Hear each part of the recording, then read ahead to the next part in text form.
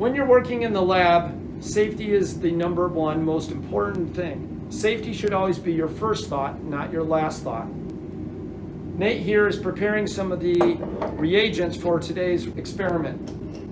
I want to point out several things that Nate is doing that is protecting him safety-wise. The first is he's wearing gloves to protect his hands from any materials that he may spill on his hands.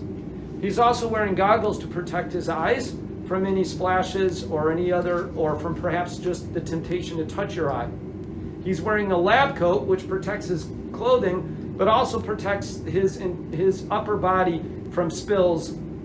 He's wearing long pants, which protect his legs, and he's wearing tennis shoes that completely cover his feet.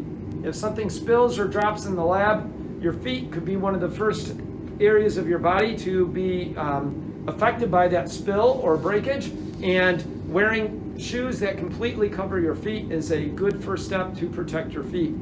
So Nate here, with proper personal protective equipment, is now safely able to work in the lab, and in the event of an accident, he should be a lot more safe. Okay, I want to mention two items regarding safety with respect to our lab bench. The first is the snorkel fume hood.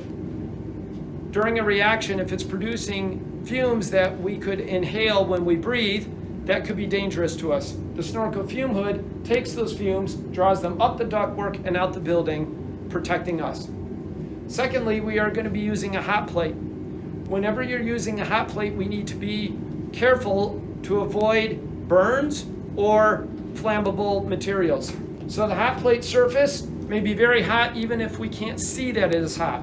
So we want to avoid things such as getting the cord near the surface where it might melt, or coming in contact with flammable materials that may ignite.